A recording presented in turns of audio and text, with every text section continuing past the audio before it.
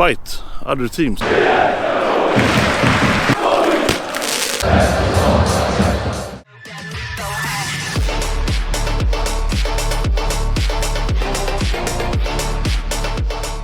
Tjena allihop och varmt välkomna tillbaka till kanalen HFV. Det är dags för derby igen, men den här gången i Göteborg mellan GAIS och IFK Göteborg. Another derby in Sweden, but this time something that hasn't happened for a long while. In 2012, GAIS got relegated from Swedish top flight Allsvenskan and gained promotion 11 years later. Their arch rivals IFK Göteborg have been in the top flight non-stop since 1976. A warm welcome back to HFV everyone. Today's supporter culture documentary is built around the Gothenburg derby where GAIS are up against IFK Göteborg. The sides face each other after almost 12 years in Allsvenskan after the last league derby in September 2012 ended with a goalless draw. Two cup games between the two teams, one of them interrupted. The other one ended with the victory of the back then lower division side, GAIS. But since both these derbies were played in a cup, they could only play in a different stadium because of weather conditions, which holds only 6,000 people, which is 1/3 of today's capacity. So today's one will be a completely different experience. These supporters are quite often hardcore. They have no respect for the opposition. They are keen on painting over each other's clubhouse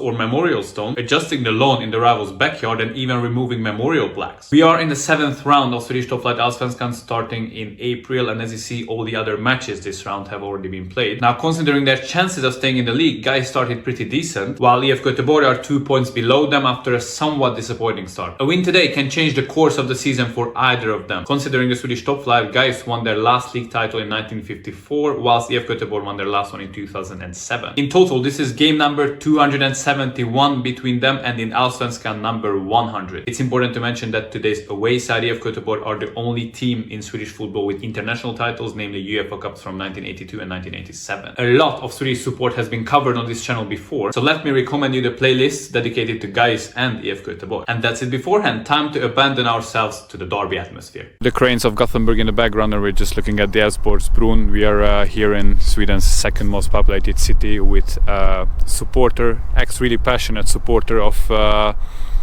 of GAIS, the home team of this derby. Tell us a bit about your story with GAIS. It's also the first derby you're going to have in 12 years almost in the league against Blåvitt. How do you prepare for it?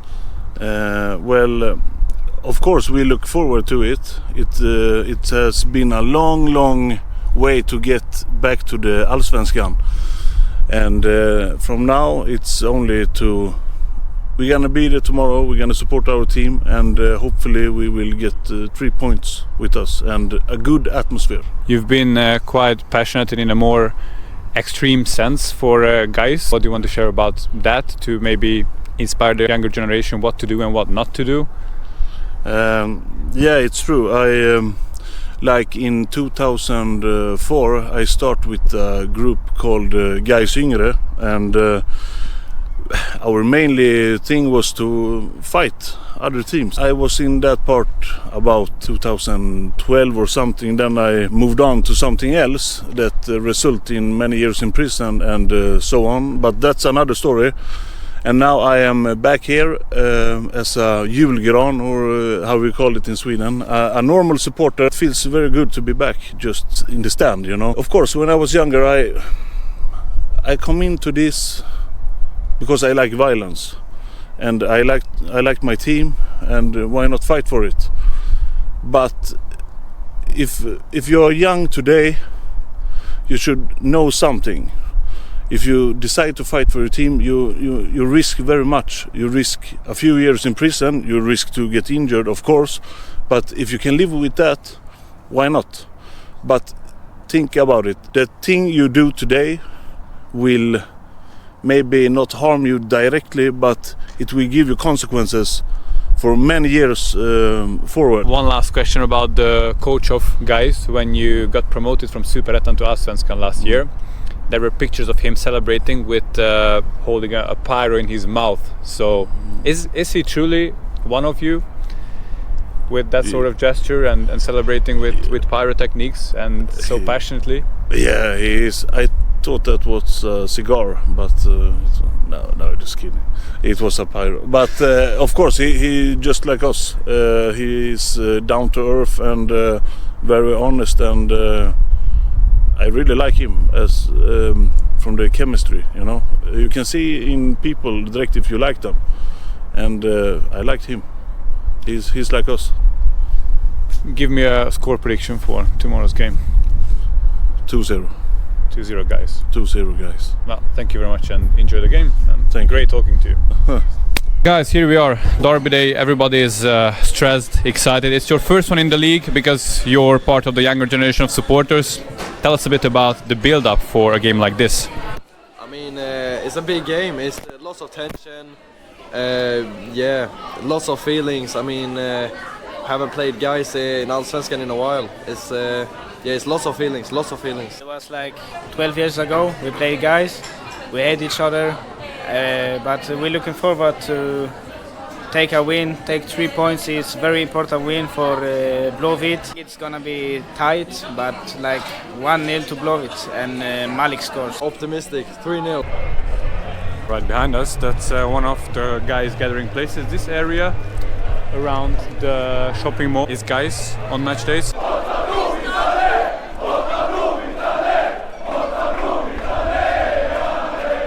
How does it work on derby days? How do you prepare for a huge day like this? I skip school and I just prepare to watch GAIS videos. No sleep all night, like usual.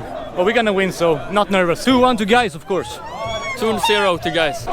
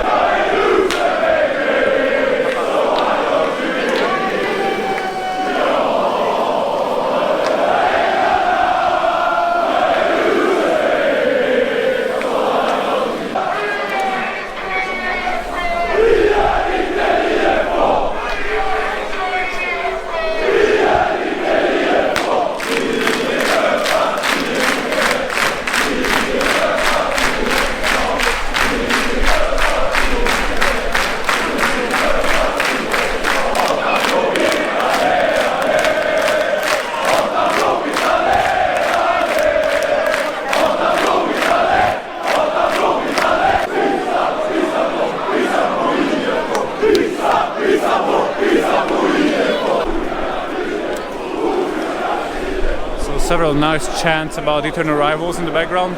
The GAIS march is leaving. I'm not sure if we can make it to the IFK one. There is no organized march from the IFK side, but we'll definitely go back to Avenue and see if there is still up something there or not.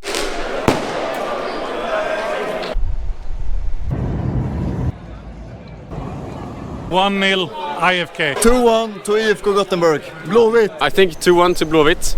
I think Thomas Santos will put 2 in the back of the net today. Yes, I think 3-1 to Blåvitt. I think Thomas Santos will put 2-1 in the goal, and Muccioli will put the third one.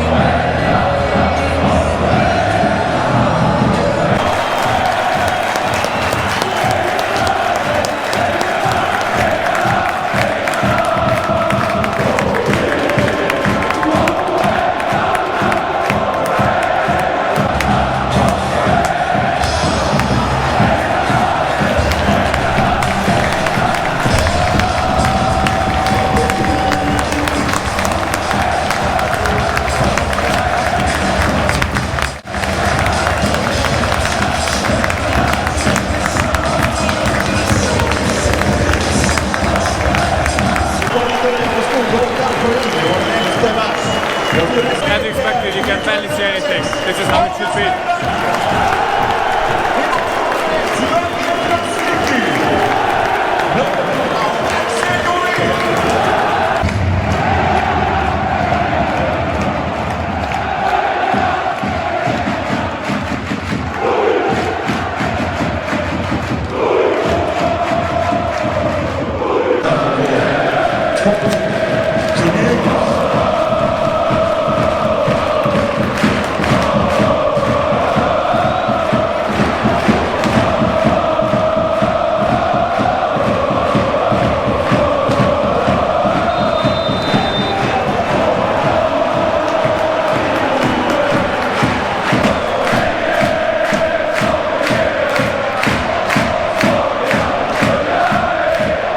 What was definitely missed out in the match preview is that both teams have this ground as their home arena, Gamla Ullevi. So the IFK Göteborg supporter section is usually on the other side, where guys are now, and the other way around as well. Guys are usually standing the side left from us.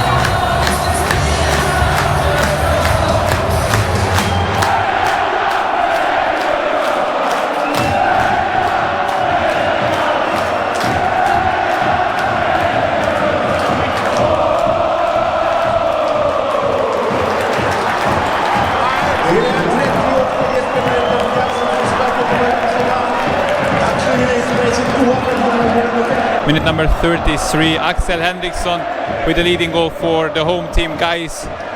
He touched the ball and the free kick came in from the right side really well and put it past Bishashari. It was really great awareness to touch the ball in that fashion, because it was just about enough to find its way to the net.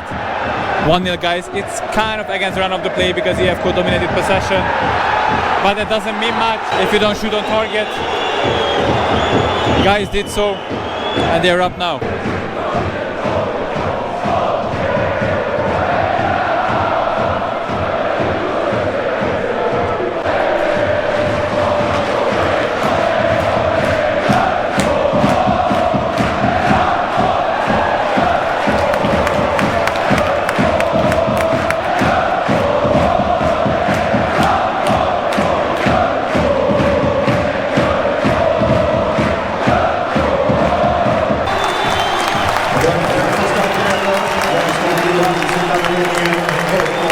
There we have the halftime whistle. We saw a quite interesting first half of this game where the tifos were quite decent. The support, I felt like GAIS, especially after they scored, they could have been louder, but that was decent as well. The IFK Göteborg one was really good, I must say, but we're also sitting a bit closer to that one. The goal wasn't necessarily in the game, but what happened before the game is that Skjellerup Blåvitt's striker had to be taken out of the starting 11 because of an apparent injury, and Abnor Mucolli, who was surprisingly benched, started instead of him, and he's a really good player.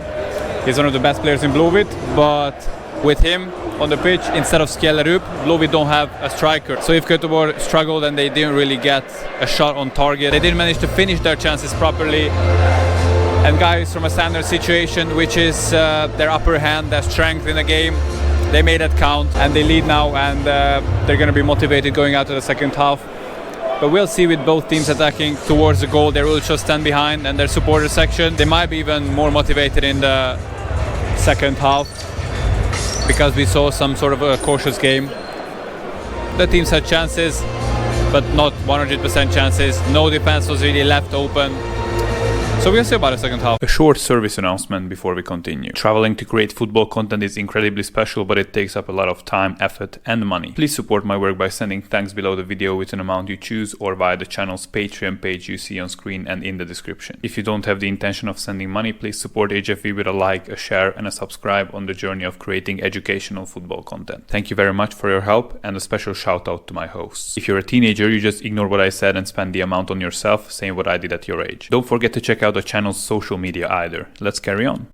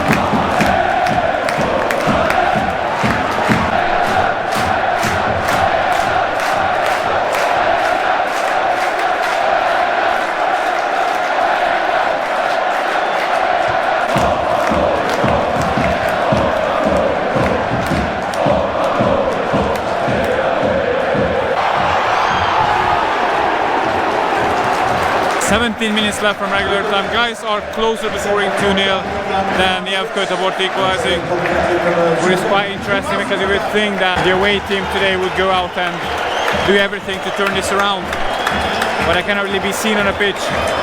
Rather the home team wanting to push and double their lead.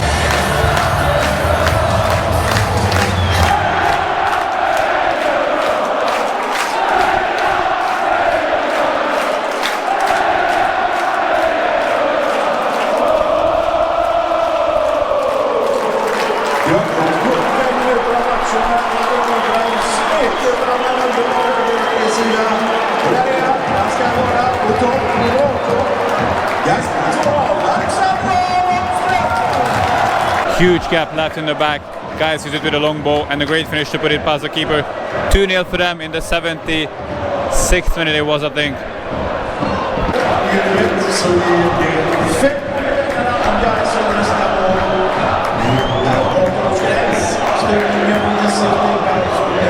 Guys had 2 shots on target and they scored from both of them. Mammy, you have to applaud that.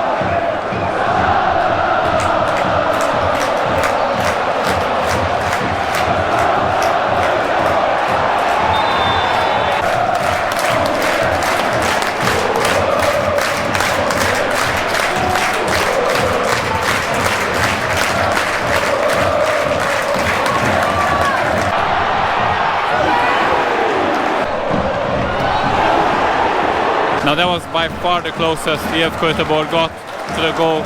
This posted all game and it's in the 85th minute.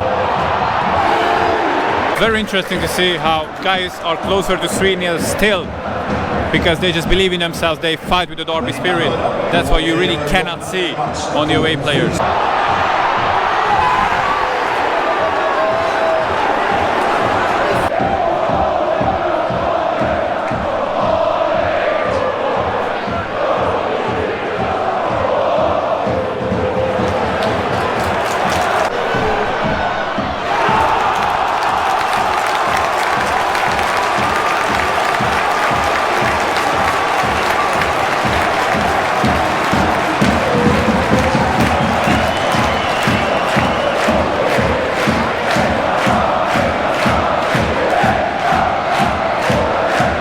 In the 94th minute, IFK got one back. Abraham from close in, from inside the penalty box. A deflected ball to get it over the keeper.